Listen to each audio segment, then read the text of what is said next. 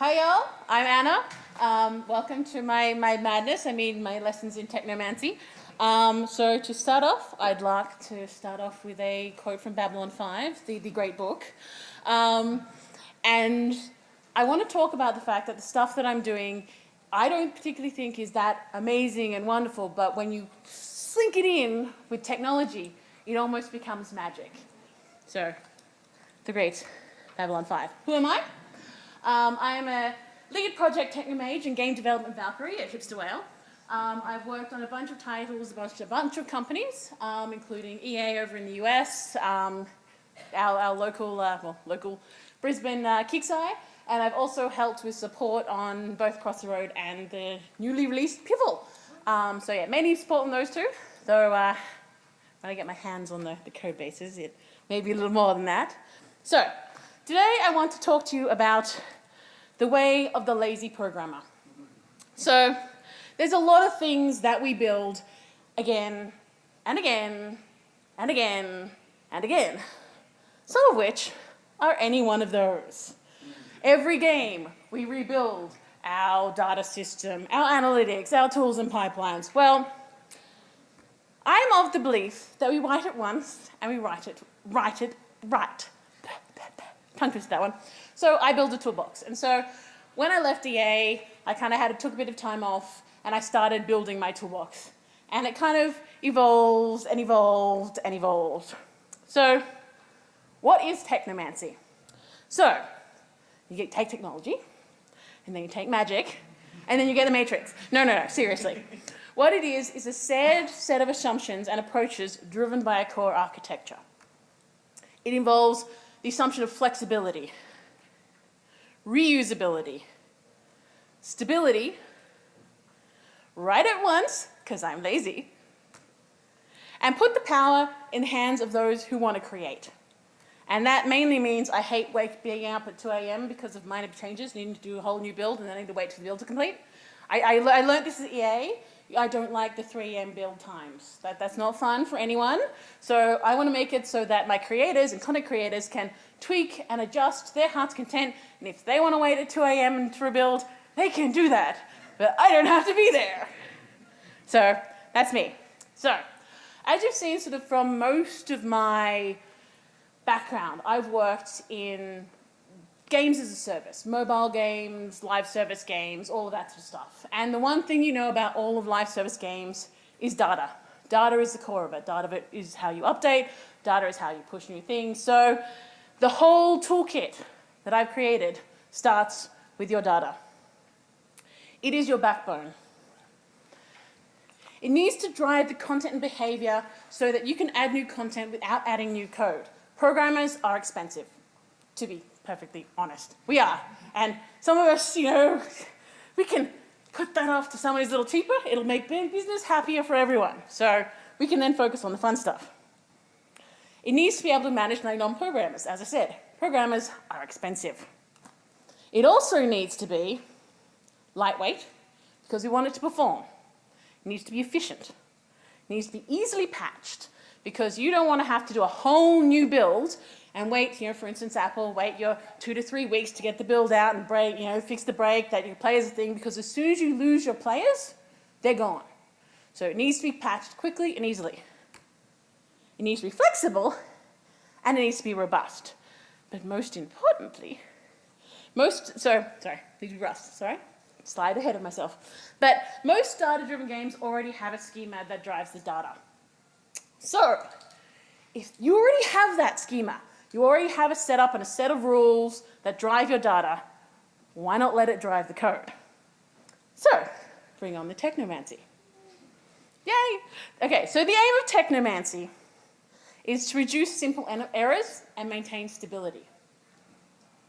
It's to speed up iteration and feature pivots. So I will talk about more examples of how this works a little bit later, but that's kind of incredibly core to this whole approach. Support content changes without code changes. Set up a strong coding pattern that sets a framework of thinking around how we build software. So those of you who know me know that I'm a little anal retentive about my code, just a little bit. A lot of people have fear of the Anna looking at the code. So if you do have fear, you know what you did wrong, so fix it, and then you won't have to deal with me. But what I do is I want to set up an architecture that basically stops people from doing the things that make me angry. So it builds a core foundation that allows for data-driven flexibility. And that core foundation is incredibly important because that core foundation can be moved from game to game to game. And most importantly, to appease the code gods and to lessen Anna rage, because Anna rage is a thing. And there's a GIF. My last workplace has that. It's in Slack. It gets all ragey. So this is what I'm talking about. This is the kind of structure of my core, and I'll go through each piece at a time. So what I'm going to start with, though, is the core itself. So the C# core. So this kind of system, this works in Unity. However, the approach can work with any engine. I run it with Unity because I've used Unity mostly. And, you know, there's some cool things that I like to do in Unity. But it doesn't have to be Unity. Just as the tools don't have to be Java, I just thought, why the hell not? I wanted to get my Java up. So first, you need your strong foundation. So it is the biggest initial and time investment. So this is where you really need to make your case as a programmer. When you're going, look, I want to do something like this, this core is where you're going to have people going, ooh, you know, production timelines, are you really, So you need to be aware that, yes, this will be a hard fight, but it is critically the most important. Because if you have a strong foundation, everything else can build off it. It can switch, it can pivot, and that's actually okay, because the foundation is strong. Okay, so in my core, we have our data manager. So this is not responsible for sort of loading and unloading data. It basically helps me keep track of what my memory usage is. It helps me to get rid of data assets that I don't need, and it gets me, you know, contextually based assets. Now, you'll see later on why that's actually really interesting, but that's kind of one of the core things. It's not particularly complex. We've all made a data manager before. It's just generic. Okay, so my data binding manager and my sessional data context is a little bit weird, and I will go into them in quite a bit more detail. But they're responsible for how we bind the data to things in the game. So that allows us to trigger updates through the system. It allows us to create bindings that are contextual, so that are only available for a certain period of time. For instance, if you're in a battle and you have a health bar value, you want to bind to my current health. You don't need that across multiple values. It'll just be present for that value. So that's a sessional, what I call a sessional data context. It's a short instance context that you start when you start that context and you remove when you get rid of that context. But it allows you to do some more interesting dynamic binding than you probably would otherwise. Data foundation object. Now this, you'll get sick of my data foundation object. That is the thing that runs everything. It has two key things in it. It has my StringID, and I'll talk about what they are in a second because they're kind of part of the core engine to this. And they also have my JSON type string, which can be put into our factory to allow me to do kind of interesting things with it. But the StringID is kind of the core thing there. Now from that, and inherited from this, so one thing you'll notice about my kind of system is it's very polymorphic. It relies heavily on inheritance, polymorphism, and generics. And so I get kind of crazy with my generics. So just be aware, if you're not feeling with them, I can talk to you about them afterwards. But yeah, this is a kind of a passion of mine. So if you're not into polymorphism, inheritance, and generics, then this system's got to be kind of your thing. So their data objects are basically contexts that sit on their own. They're a ship, for instance. You can store it in its own file. It kind of sits alone. It's its own thing. Then you have a structure. Now, a data structure is a thing that's a subcomponent. So for instance, a cost. You don't want a file for every cost. What you want is just want to say, here, I want to have a cost, and associate that with something. So it's a structure. It's a reusable sub-object that is used throughout the code base, but it's generic. So costs can apply to items, pickups, weapons, ships, you name it, you can have a cost. But you don't want to have a file that says, this is ship cost, because that would just be a pain in the ass. So cost is kind of, that structure is what that sits in. So here's my string IDs. String IDs are fun. So string IDs are kind of simple in the sense that it's a human-readable string, which is then internally hashed to an int for quick and easy comparisons. It also allows me to add sorts of overrides around sorting, around getting, around indexing and dictionaries. It just makes it quick. So internally, it's quick because it's an int. Externally, in the data, designers can go ship blah, blah, blah, blah, blah, blah, blah, blah, and the design can be quite long, and it's readable. The designers know what it is. but internally it's not trying to do a string compare because ew. Okay, so yes, that's the thing. And for the ease of use and for the data system, what I generally do is have the data object StringID be the same as the file name, just for an ease of use, ease of reference. People know I'm looking for this object. Oh, it's that thing. So it's just an ease of use thing. And I've in previous kind of approaches, I've actually had an enforcement system that actually went, you rename a file, it goes in and goes, here, you've referenced it these many times. Do you want to rename it or you want to change these references? So it allows you to do kind of lookups and cross-checks and stuff. So that's just an ease of use thing. Okay, because it's a core concept, there's some really interesting things I can do with it. So I do a lot of stuff with dynamic binding, which I'll talk to in the next slide. But because StringID is core, you can make a StringID as a variable and then do a dynamic binding on it, and so really cool things can happen. So for instance, if you want a quest given by a character X and it needs to be on location Y, does it really need to be by character X and location Y? Or is it just a quest that could character Z give it to you in location Q? And what that is, if you give it a quest and you give it a character and it's a variable, you can assign that in your flow. Okay, it's time for this quest. Cool, the game progression is going on, we need to do this quest. Well, we're not in that location, but we are over here, so new character, new location, and that quest will run because it's bound on an ID, which is a variable. So you can do some really interesting things. So because it's core, you can do it to anything. Weird things have happened because of this, but it is really cool because it can be anything. And you can let designers go, have fun, and they go, whoa. So yes, that's a thing. So binders and bindings. This is kind of where things get a little complicated because this took some madness to make work. And I mean quite a bit of madness. So bindable components, they inherit from abstract bindable. And so they kind of look like this. They give a binding key, which is a dot referenced context within a context that you bind to it. And they're generic. So, this is a bindable sprite. You can have a bindable, progress bar. You can have a bindable, all sorts of various things. So for instance, I've got image, so a bindable image. So that will do all the internal processing of what it means in getting the resource, applying it to the thing. All of that management is handled by these bindables. So it means that you can then talk to the resource management system. It can then handle it. So all you have to go to is go display image this, bind that data context, and it manages it for you. Sweet. It can do it in sprites, of course. And now this is the code for the little bindable. They're very lightweight. So the bindables is one function, refresh visuals. The abstract bindable, way down low, does all of the assigning, it does all the listening, it does all of this stuff. It does all the, I'm listening to this thing now, oh, I'm not listening to it anymore. So it manages all that. So that's core, which means A, if it breaks everywhere, but B, when I fix it fixes everywhere. And so any optimizations I do to that internal binding is applied to everything. So that's fun. Progress bars, they're always fun. So you can actually do progress bars binding just by key.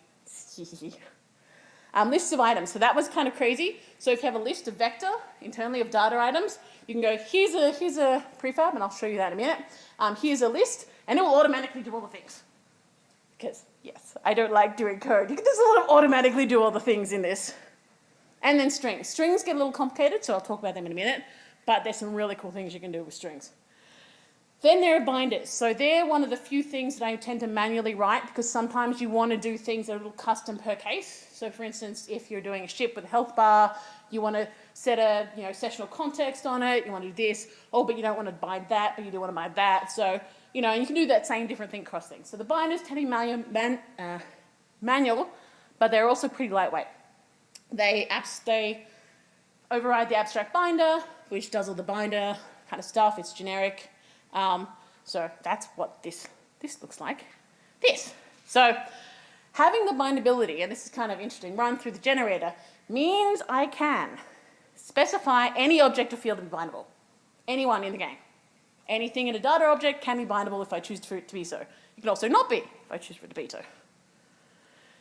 Okay, yes, all of the resource management, update triggers, registration, deregistration, all happens in a common base and can be optimized for performance. So when you're dealing with mobile titles, particularly if you want to deal with low-end performance, you want to optimize it as high as possible. If those performance wins can across everything, it makes everyone happy. binding any bindable field in any data object using a data reference rotation. So that is ship.sprite, for instance. So you saw that one earlier, which is there, ship.sprite. And there's my ship binder, and it just does all the fun stuff there. And this is the entire bind in the ship data.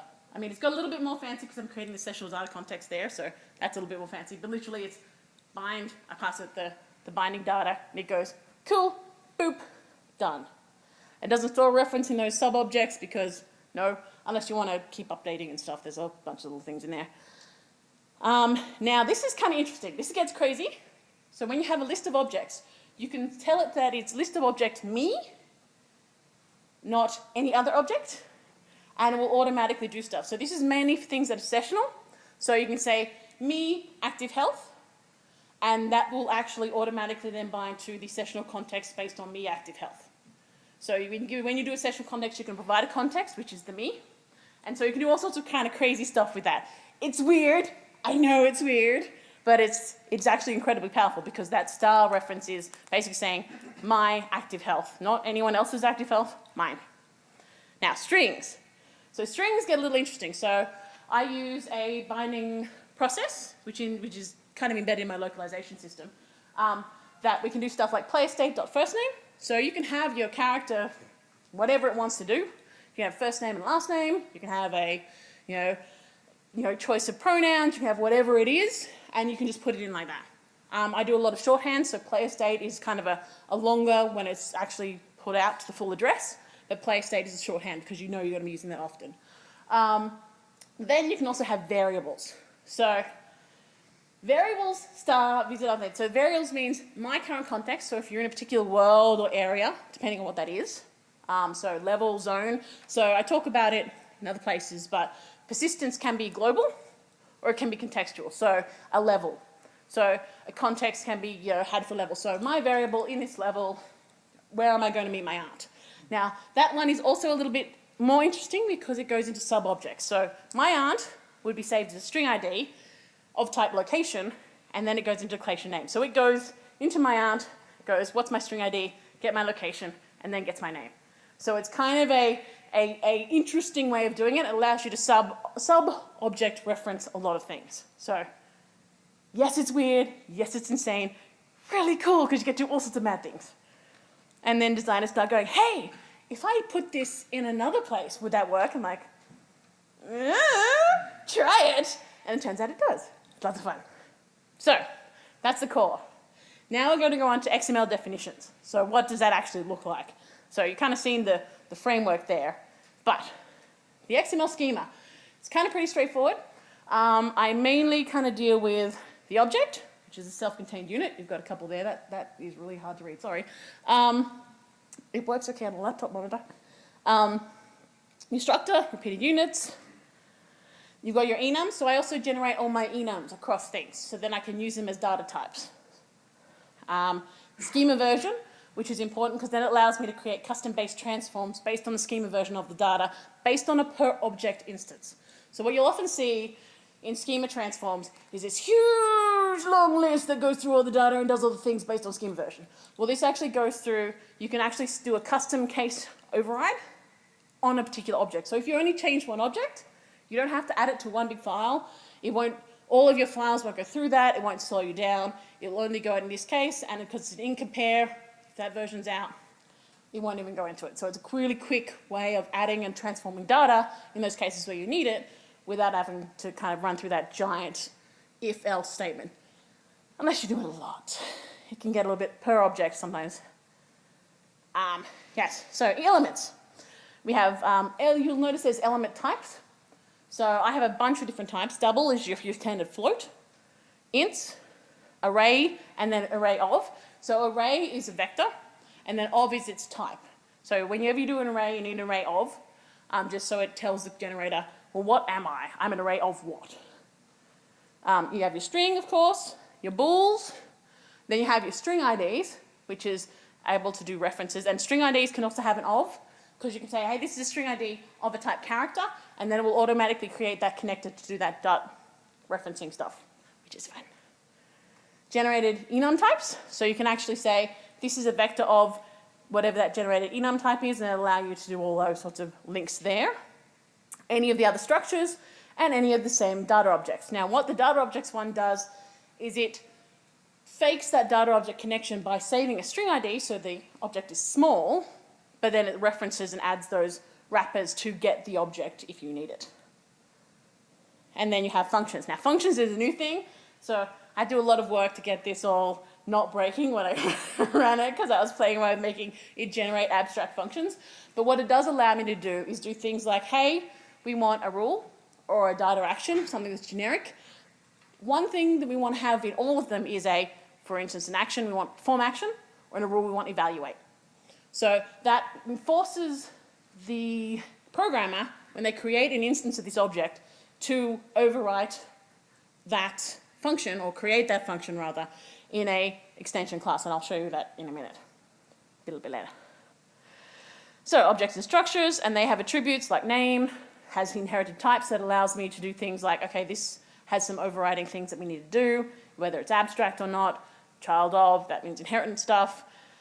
Functions, again, name, return is abstract, modify, like all of this stuff is pretty standard stuff.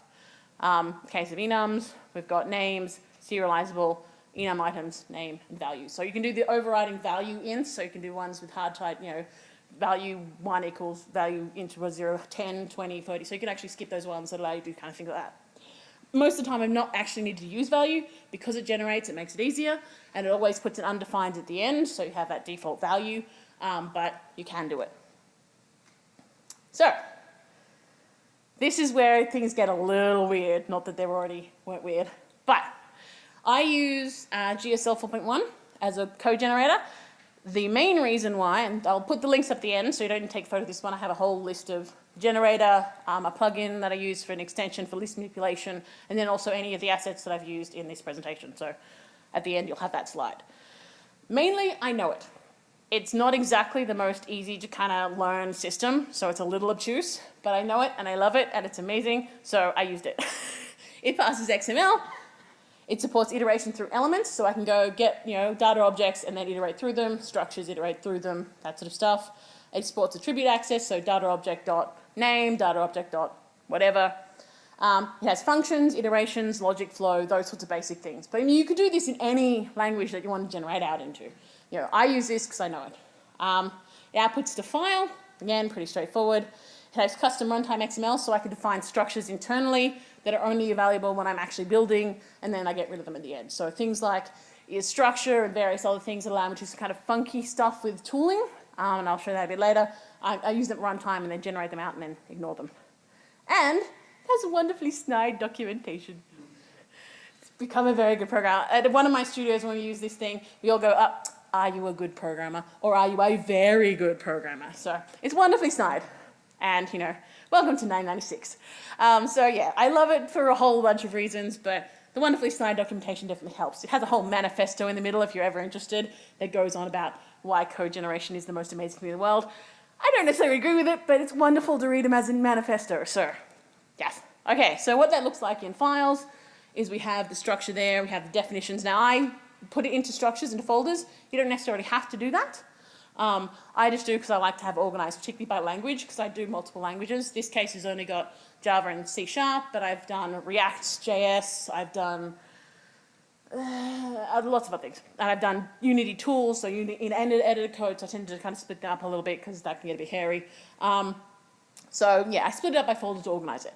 What that looks like in functional is we have a terminal command line that we call, which is in the XML structure, which then goes into the data GSL, and it processes. So I built a bunch of list utils. Like list utils is in a shared one that I'll show you at the end.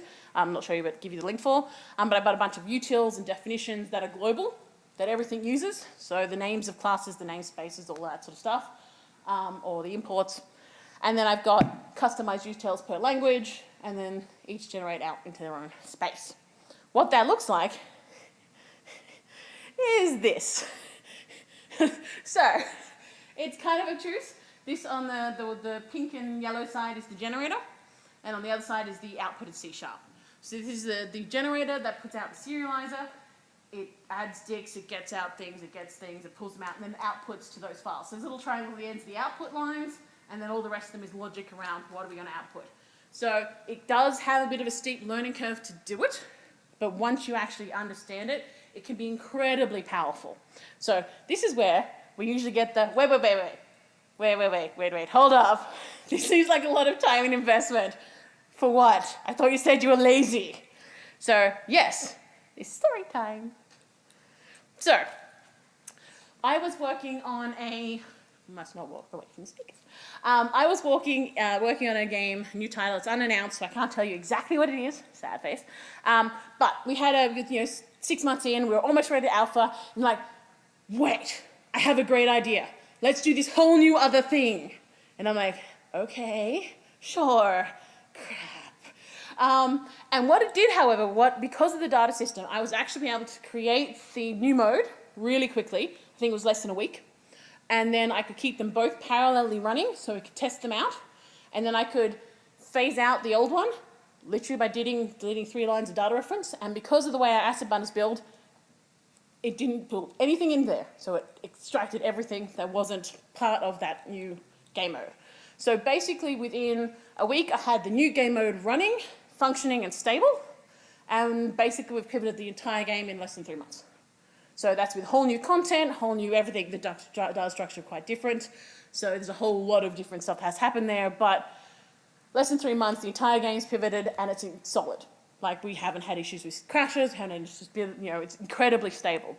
So that amount of turnaround for a solo developer, this is me on my own, for quite a large game is incredibly quick.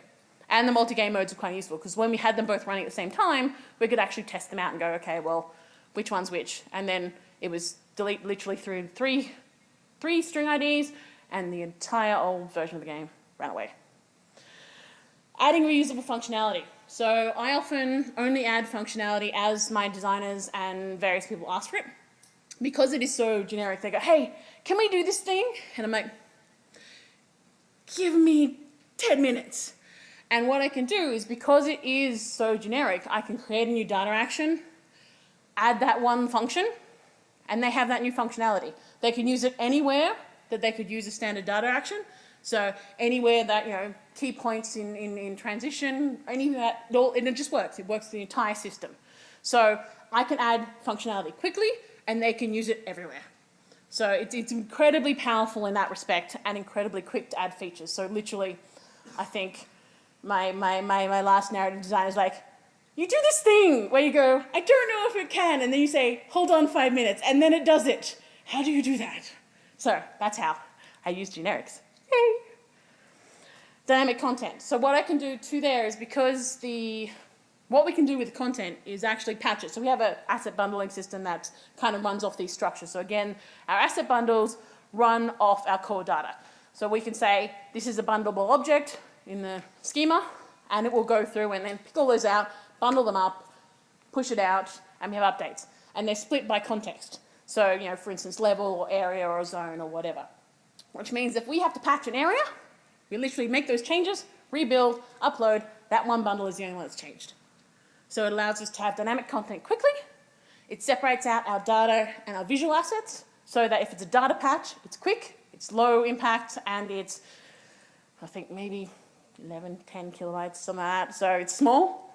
And that's the stuff that's more likely to change. Your data tends to change more regularly. So we tend to have that thing. It allows us to push out new features, new assets, new everything without doing a new build. Okay, so now we're going from there. We're going on to, I forgot to take the time in that one, the generated code. Okay, so here's our generated core. So our generated core has a lot of different things. So in this case, we have the generated data file. It has a factory. We generate out a factory, which is data factory, to give you my assets. So I go here, give me this thing of this, either a type, so a type of type, or system type, or a string type, and it will go through the factory, pull it out, push you in, and then you can deserialize into it. Take time type. Also has JSON Tito. It has enums, so it allows us to do the enum support. It allows us to cross all those sorts of things. Classes, which are these sorts of things. Now, classes have inheritance built into them. So every single data object in my game doesn't inherit from mono behavior because there's a lot of attached stuff to that. Inherits from its base data foundation object, which is just a standard class. Means it's lightweight, it's fast, and it manages all of its kind of things. I generate out all the variables, so none of that, writing that by hand. All the properties, none of writing that by hand. Serialization and deserialization. I don't use Unity serialization in this particular case, mainly because it's much more lightweight when I do it, because I don't have extra fields in there. I can also control default values, so if it is a default value, I don't necessarily deserialize it out. There's a whole bunch of other things that I can kind of do with it that allow me to kind of manually process. And it also allows me to do more abstract, internal, kind of inherent stuff that the serializer in Unity tends to freak out about. List manipulation, so all of my list manipulation is handled. So it doesn't create lists until it needs them. So it saves you on that bit of processing, so you don't have to create new lists all over the shop.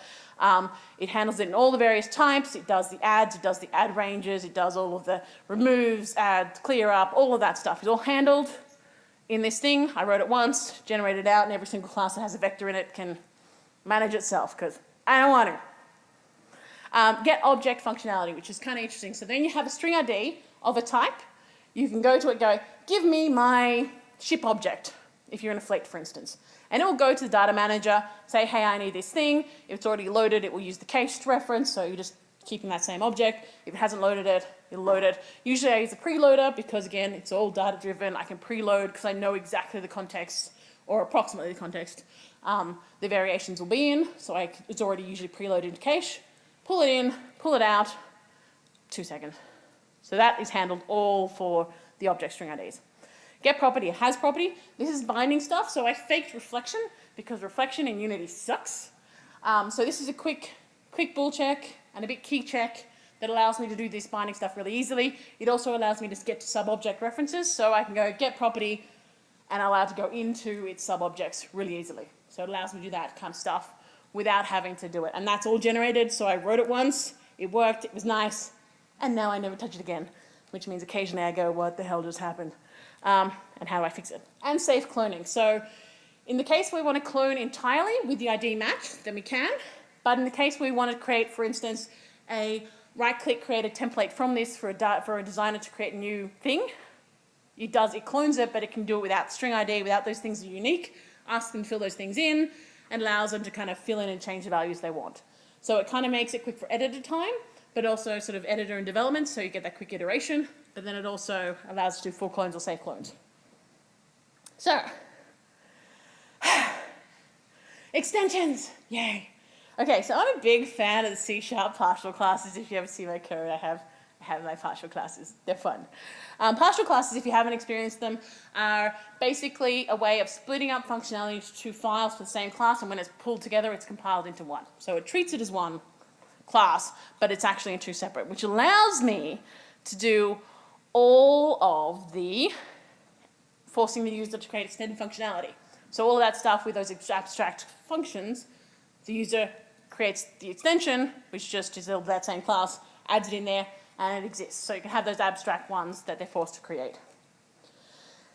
It allows the programmer to force existence of functions, yes.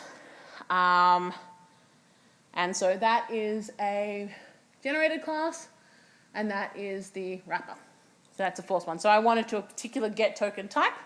I wanted to get it by a particular sub thing, and so I can do that, and I can force it into save and do all this stuff. So it allows me to do some overridden functionality, custom cases, particularly, and this is persistent stuff that I wanted to do that's not generated, but it treats it as though it's all the same, which is lovely.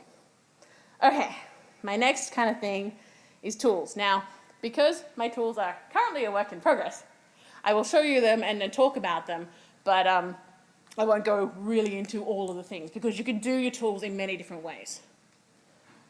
So, the data editing tools access and work with the same data schema. So, because you've enforced it in one place, it carries across to all the places. So when you're actually creating your data with your tools, it's writing out to the same files, it's saving to the same files, it's deserializing, serializing the same way. If you're using, I've done it with Unity editors, warn you, some weird things can happen when you start getting lists of generic custom tool types with generated code, but you can do it. It is not impossible. Kind of sends you a little bit crazy. but it is possible. So, you know, you can do some sort of things. So you can actually have it running through the same pipeline as your game code. So it allows you to check any deserialization and serialization issues. I use a separate tool because I wanted something that was engine agnostic. And I wanted to play around with that, and why not? So yes, validate and limit inputs, reducing data error. So I often have registries of data IDs that you can then go, here, it's data ID. Just select from your drop-down list of options. And you can do it by subcontext and all sorts of things. So you can kind of filter and by type. So for instance, hey, this is a data ID of type character. Well, here's all the IDs of all the characters. Nothing else. So it allows you to do that, again, stops typos. You can have filterable drop-downs, so you can like start typing and then you can select. So that's all really nifty.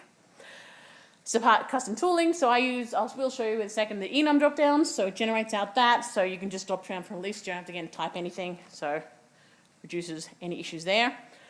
You can generate them out into any language or framework. So for instance, this will be demo in Java because I said why not, and but you could also, yep, see this guy here? This is the Java tools as they currently work. I have a little recently accessed, which keeps that in memory for up to 5 objects, so you can kind of swap in between them and you kind of save them and all that sort of stuff.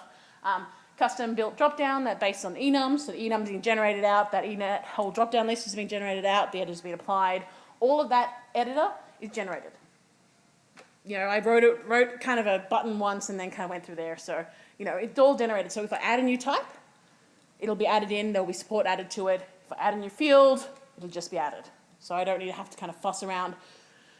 You change your schema, you need to update your tools, you need to update your things. It does it all for me because I'm lazy. You can do it with web tools, React. So I've also had React generation stuff, so you can do web tools.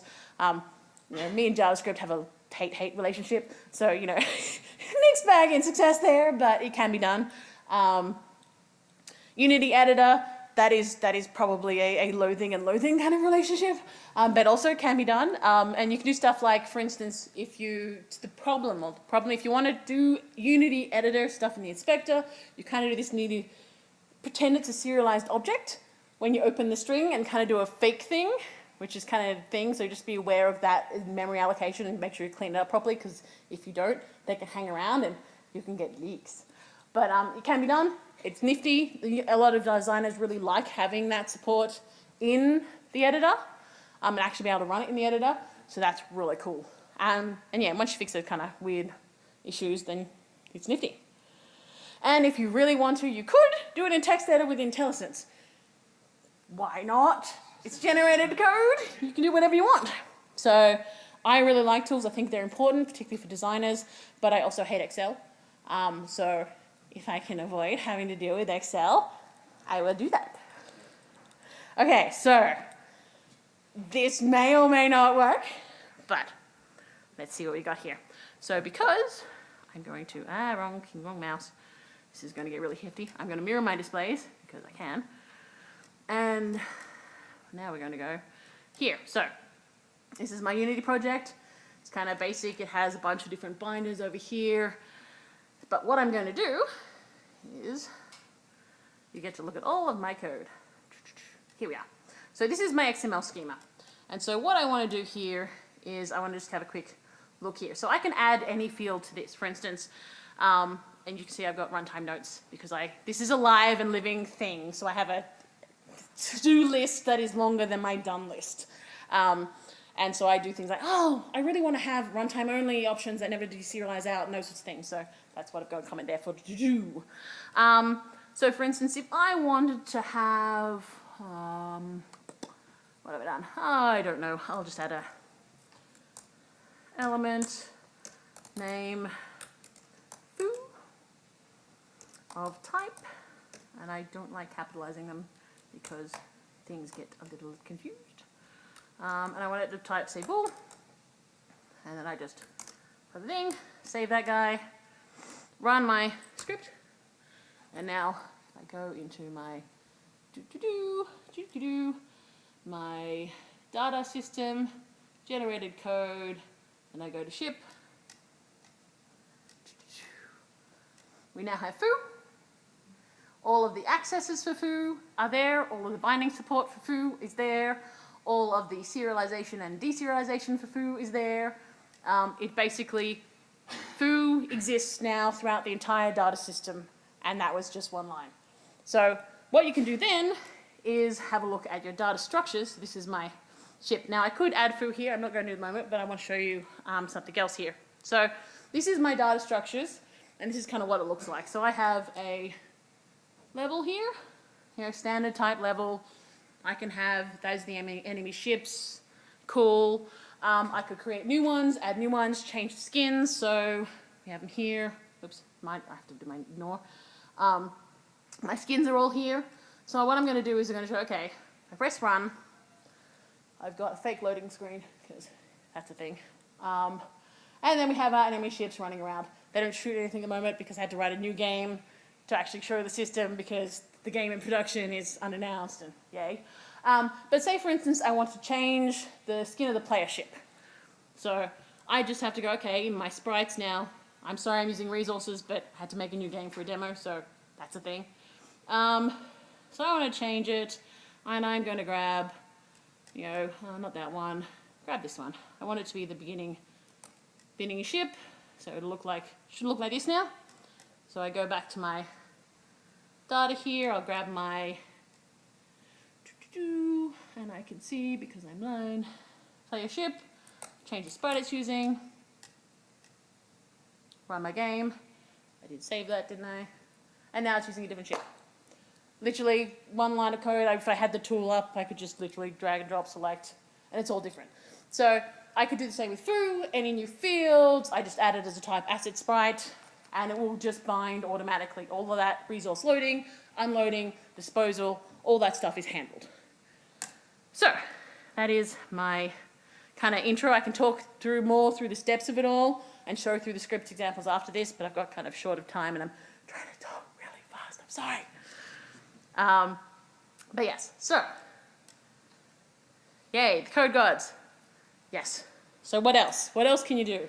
Data validation. So I talked a little bit about data validation, but you can go further. So previously what I've done is I had a system that was getting generated out based on the registry that actually validated my data in build time. So I build the game, it goes, this string ID doesn't exist anywhere. Because I got sick of dealing with that on one of the other projects at 2 AM. So it does it for me now as soon as it starts. Server client message structure. So one thing that this can do is you can generate your server code, and I've done that before, which then also means you can generate out your server client message structure, and you can do it in a really interesting way. You can just send string IDs, because what that means is the server and the client run on the same data set. And so you go, hey, the user is making this purchase, random hashed, salted string ID. You deserialize out the server and goes, cool, actually don't have enough for that. They can fiddle with that all they want. They can fiddle with that in transit, they can fiddle with memory. Best they can do is give a different ID, and you can still go on the server, actually no, they don't have enough resources for that. Sorry. So it helps for that layer of security if you're kind of thinking of that. And smaller messages, so the smaller message packets too, because you have that same data set inside. Server data integration, unit tests and default mocks. So if you do enough server coding, you can actually generate your default mocks because your data system knows what the expected bases for your default data structures are. So you can generate out your default mocks for your mocking system, because I hate handwriting mocks, because ew. But I like unit tests, so yay. So I can generate out my default mocks and then actually write the unit tests that modify the things that I need to modify, rather than having to kind of manually write a default mock, and then when it changes, the data changes, then having to change the mock. That'll just do it for me, because I'm lazy. Localization. So I currently have a localization system built, which is bound on the string IDs, so keys and string IDs, and then it goes all the bindings, so it goes, hey, my loc file, give me the string ID, and it will automatically bind based on whatever loc you have. So that's pretty straightforward. Asset management, what and when to load, and anything else you want to do with it. I have so many things on my to-do list, things like generating out my own scripting language for editing data if I want to do it, because why not? I feel like it. I tend to go into the world of, this looks fun, and then building it. So that's kind of what this whole thing was. This looks fun, and now I'm going mad. But it's good, and it works, and it's in a production game, and it's stable, and it's reliable, and all that sort of stuff. So I want to finish with my favorite Babylon 5 quote. We are the dreamers, the shapers, the singers, and the makers. We study the mysteries of laser circuit, crystal, and scanner, holographic demons, and invocations and equations. These are the tools we employ, and we know many things. So as programmers, We are the dreamers, the shapers, the singers, and the makers. So let's make magic. Questions? I don't even think I have like a minute.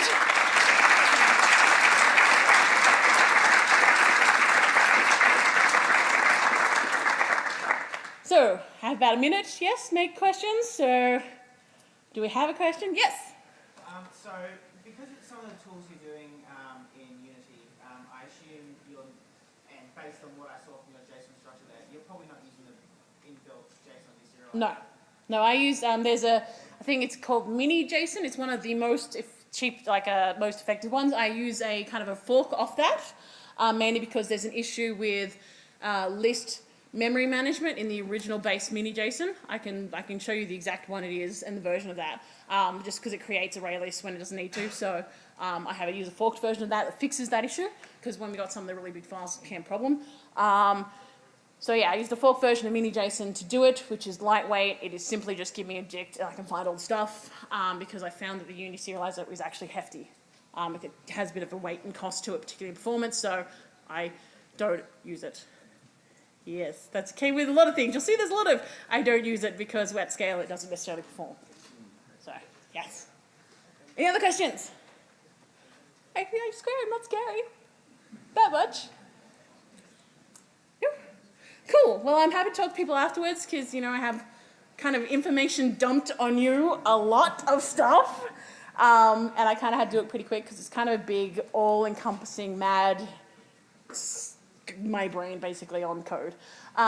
So any questions afterwards, happy to field them, happy to pull my laptop out and we can kind of run through some examples if you want to do that. I can show you kind of how it runs, dig into all the bits, and go with that from there. So yay! Thank you for coming!